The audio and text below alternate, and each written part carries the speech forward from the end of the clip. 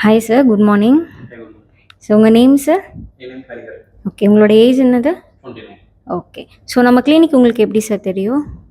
நான் சென்னையில் பண்ணியிருந்தேன். அதுக்கப்புறம் இங்கே ஓன் சிவகாசி தான் நேட்டிவ். இங்கே ஓகே சர்ச் பண்ணும்போது மதுரை பக்கத்தில் அதே பிரான்ச் இருந்தனால இங்கே வந்தேன். ஓகே, சென்னையில் நீங்கள் என்ன ட்ரீட்மெண்ட் எடுத்துகிட்டு இருந்தீங்க? சென்னையில் ஜிஎஃப்சி எடுத்தேன். ஜிஎஃப்சி எடுத்துகிட்டு இருந்தீங்க. ஸோ எவ்வளோ செஷன்ஸ் அங்கே உங்களுக்கு ஜிஎஃப்சி போயிருந்துச்சு? 4 செஷன் பண்ணேன். 4 செஷன் போயிருந்துச்சு. ஸோ நெக்ஸ்ட் வந்து நீங்கள் டிரான்ஸ்பிளான்ட்க்கு வந்து ப்ரொசீட் பண்ணியிருந்தீங்க இல்லையா? நான் ஜிஎஃப்சியில் ரிசல்ட் இருந்துச்சு. ஓகே, அதனால எனக்கு டிரான்ஸ்பிளான்ட் பண்ணி இன்னும் கொஞ்சம் மெயின்டைன் பண்ணலாம் அப்படிங்கிற மாதிரி இருந்துச்சு. யா ஜிஎஃப்சியே ரிசல்ட் இருந்துச்சு உங்களுக்கு.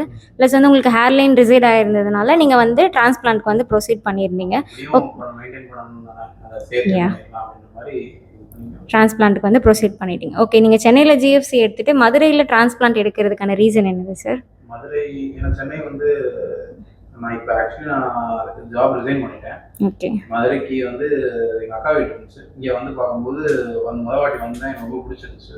ஓகே அதனால நான் இங்கே எனக்கு சென்னை கம்பேர் பண்ணும்போது இங்கே எனக்கு வந்து எல்லாமே ரொம்ப ஸ்பேசியஸாக ஃப்ரீயாக இருந்துச்சு. ஓகே, கம்ஃபர்டபுளாக இருந்துச்சு உங்களுக்கு. அங்கே கொஞ்சம் கம்சியாக இருக்கும், ரொம்ப க்ரௌடாக இருக்கும்.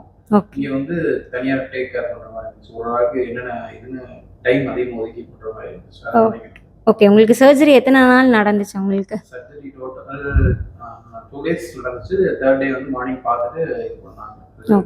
இந்த 2 days உங்களுக்கு எப்படி நீங்கள் ஃபீல் பண்ணீங்க? பெயினாக இருக்கட்டும், உங்களுக்கு நீங்கள் ஒரு ஃபியரோடு வந்திருப்பீங்க இல்லையா டிரான்ஸ்பிளான்ட் ரிலேட்டடாக, உங்களை எப்படி டேக் கேர் பண்ணாங்க நம்மளோட ஸ்டாஃப்ஸ், அதை பற்றி சொல்லுங்கள். நான் ரொம்ப ரொம்ப பயந்து தான் வந்தேன். ஆனால் ரொம்ப நல்லா பார்த்துக்கிட்டாங்க.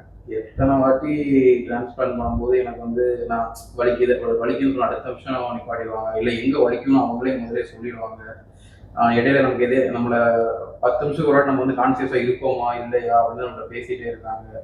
ரொம்ப நல்லா இருந்தேன். நான் வந்து இதுதான் ஃபஸ்ட்டு சர்ஜரி எனக்கு. ஓகே ஆனால் எனக்கு ரொம்ப சாட்டிஸ்ஃபைடாக இருந்துச்சு.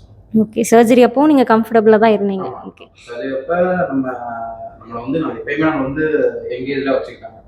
வலியை இன்ஜெக்ஷன் போட போகிறோன்னா இன்ஜெக்ஷன் போட போகிறோம், என்ன செய்ய போகிறத முன்னாடியே சொல்லிடுறாங்க. இந்த இடத்துல வலிக்கும் சார், பார்த்துக்கோங்க சார், இது பண்ண போகிறேன் சார் அப்படின்னு முதலே எல்லாமே சொல்லிடுறாங்க.